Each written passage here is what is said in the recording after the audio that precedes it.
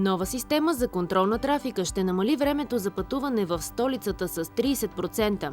До края на 2016 година се очаква да бъдат поставени датчици и камери на 160 кръстовища, с които от Центъра за управление на трафика на Столична община ще регулират светофарите в пиковите часове. Компонентът за интелигентна система за управление на трафика от проекта за интегриран столичен градски транспорт струва 8,6 милиона лева и се осъществява с финансовата подкрепа на Оперативна програма „Регионално развитие“. Действително до края на годината ще приключат почти всички дейности по изпълнението на компонентите. Хората в София, които използват градския транспорт, а и тези, които до момента са използвали автомобилите си или продължават да ги ползват, имат възможността да се убедят в ползите от тези инвестиции. Инвестиции, които със сигурност би било далеч по-трудно да се направят със собствени средства, тъй като това пряко ще се отрази на данъците, дори на билета за пътуване. В момента успяхме да ги изпълним, възползвайки се от безвъзмездната финансова помощ. Нови тролеи, отговарящи на всички съвременни изисквания за комфорт на пътуване, достъпност на средата, не на последно място енергийно ефективни, с по-малко консумация на електроенергия, с възможност за рекуперация, връщане на част от енергията в системата. Електронни информационни табла, които дават вече на над 1000 спирки в София актуална информация за предстоящите превозни средства, които ще пристигнат на спирката, след колко време, различен тип сервизна информация, която също се предоставя на пътниците в реално време.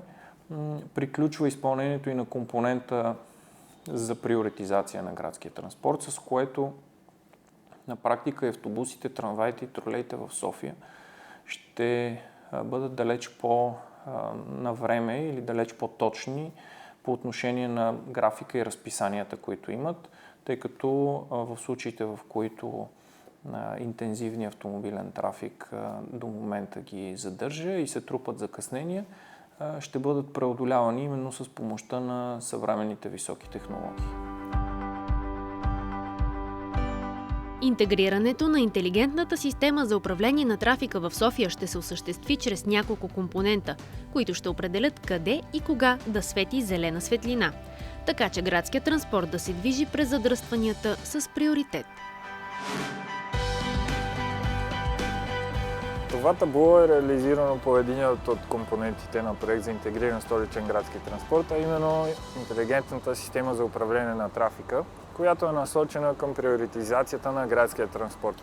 Това означава, че ще реализираме сложно управление на градския транспорт по такъв начин, че да се намалее закъснението, както и задръстванията в столицата.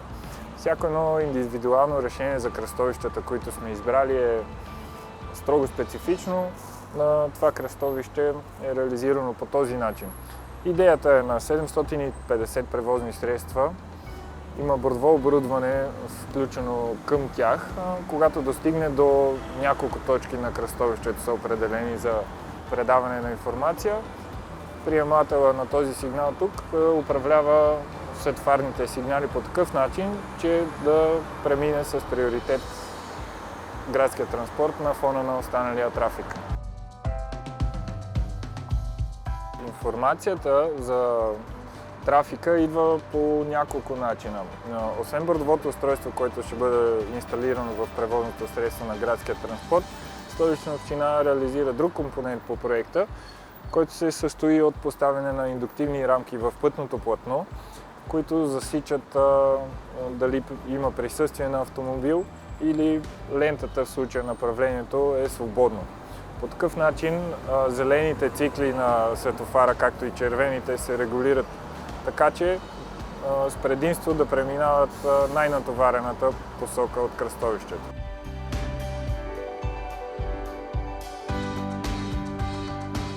Столична община реализира проект за повишаване на пропускателната способност на кръстовища посредством инсталация и монтаж на индуктивни рамки в пътното платно. Това е една такава индуктивна рамка, в която е навита намотка. Принципът е такъв, че когато превозното средство мине през нея, се отчита наличието на такова, така че тази посока, която е най-натоварена, да бъде пропусната през кръстовището. Белите камери на някои от светофарите в София имат за цел да засичат именно градския транспорт и да го пускат приоритетно през кръстовището. Строго специфичната ситуация на всяко едно кръстовище не позволява идентичното определяне на това какви елементи да бъдат поставени на кръстовището, така че за някои кръстовища има такива бели камери, които спомагат за преминаването на градския транспорт. Всяко превозно средство от столичния градски транспорт ще предоставя информация за местоположението си. Така системата автоматично ще пресметне как да съкрати пътя на градския транспорт, за да стига той най-бързо до пътниците. Намираме се в тролейбусно депо Искър. Това е едно от депата, наред с всички останали, където се монтира бордово оборудване за интелигентната система за управление на трафика. В момента в тролея се извършват дейности по окабеляване и всичките прилежащи материали, които да комуникират с интелигентната система, така че да дава приоритет на градския транспорт по кръстовищата. Държа в ръцете си едно от устройствата, които ще бъдат на разположение на водачите.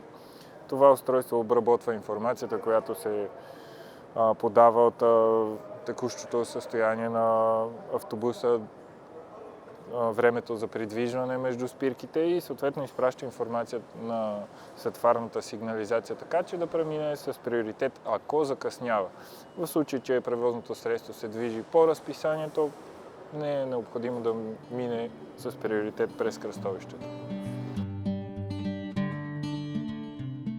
А дали градският транспорт закъснява и колко време точно остава до идването на превозното средство, което очакваме? Вече можем да следим на над 1000 спирки в София. Проектът за електронни информационни табла представлява една типична информация за пътниците, която е компонент от цялата интелигентна система за управление на градския транспорт. Електронните табла представляват това, което виждаме на почти вече всички спирки. До момента са изпълнени 600 такива електронни табла и ги надграждаме с още 420 броя. Това постига доста голям процент от спирките в град София. За сравнение, в Нотингам бяха постигнали около 40 и няколко процента по спомени, докато София може да се похвали, че ги настигаме вече. Информацията за пътниците е едно основно средство, което ориентира пътника дали да изчака превозното средство и как да планира своя маршрут за стигане от точка А до точка Б. Тези електронни информационни табла предоставят освен информацията за пристигането на превозно средство на спирката, така и маршрута, по който се движи и една, да кажем, екстра на тях е показването на градусите в момента. Така че пътника преспокойно може да изпълни своето желание, дали да чака на спирката или да планира по друг начин да се придвижи до мястото, където е тръгнал. Договора за доставка и монтаж на електронни информационни табла е един от компонентите на проекта за интегриран столичен градски транспорт, който се финансира по оперативна програма Регионално развитие със средства от Европейския фонд за регионално развитие.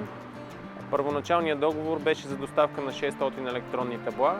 След като бяха изпълнени голяма част от обществените поръчки, се реализираха спестявания и с одобрението на управляващия орган на оперативната програма беше сключен допълнителен договор за доставка на още 420 такива табла, като общата стойност на двата договора е приблизително 4 милиона лева. За да бъдат максимално енергийно ефективни, информационните табла разполагат с редица екстри. Там, където е възможно, се изпълнява соларно захранване.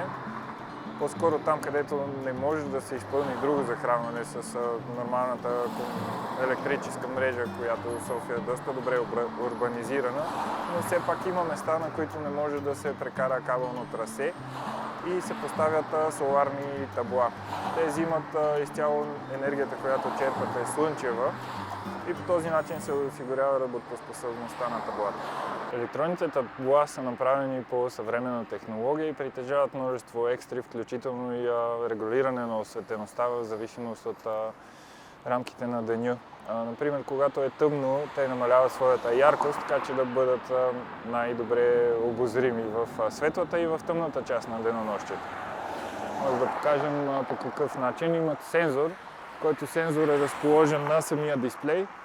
Например, ако в момента е тъмно, яркостта на дисплея намалява и съответно, ако е по-светло, тя се увеличава. Това предполага зависимост и цвета е така подбран, че да се вижда най-добре от пътниците. И това е една от екстрите, които таблата притежават. Всяко едно от таблата може да бъде от полза и за хора с зрителни увреждания. Трамвай номер 4. Пристига след 1 минута. Освен на звуковата сигнализация, която всяко едно табло има, е реализирано едно мобилно приложение, което хората с зрителни увреждания разполагат с него и при достигане до някоя спирка, бидейки с мобилния си телефон, информационното табло увеличават своят звук, така че освен да информира хората с зрителни увреждания след колко време ще дойде дадено превозно средство, така че и да го ориентира къде точно е спирката. Цялата информация, която събират и предават всички компоненти от проекта за интегриран столичен градски транспорт, се събира и обработва от Центъра за градска мобилност и Центъра за управление на трафика на Столична община.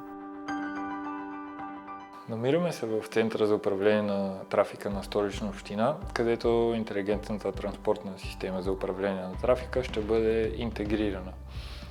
Както виждаме, тук се наблюдават всички от натоварените кръстовища в столицата с цел навременна реакция на отговорните лица и регулиране на светлинните фази в дадена посока. На тази карта представляват 20-те кръстовища по интегриран столичен градски транспорт проекта. Всяко от тях си има индивидуална номерация. Това са най-натоварените кръстовища в София. Освен тези 20 кръстовища се правят още доста кръстовища, които ще надвишават бройката от 150. Всички тези кръстовища ще бъдат интегрирани в този център за управление на трафика. Другия компонент от проекта 600 електронни информационни табла има също един софтуер за управление на всяко едно такова табло. От него може да добиваме доста информация за състоянието на дадена спирка, както и да регулираме звукът на гласово оповестяване на някоя от спирките. Диспетчерите, които имат достъп до приложението, могат да получават различна сервизна информация. Например, дали някое табло в момента не работи по една или друга причина, дали е прекъснато захранването. Като най-интересната функционалност, която може да се добави е съобщенията, които могат да бъдат визуализирани на таблата. Това става посредством този екран. Избираме дадено електронно табло и, както виждате, последното съобщение, което е било написано на всичките табла, е било "Честит празник, софиянци, за Денят на София". Главно тази функционалност се използва за уведомяване на пътниците при наличие на повреда или невъзможност за достигане на превозното средство на дадената спирка, както и друга сервизна информация. Това са спирките, които са обхванати към момента от софтуера. Всичките червени петънца представляват едно от 600-те електронни информационни табла. Като допълнение към тях ще бъдат интегрирани всички спирки в София. 490-те табла са сините, червените са 600-те табла. След като проектът за интегриран столичен градски транспорт бъде изцяло завършен, се очаква тази обществена услуга да привлича все повече пътници.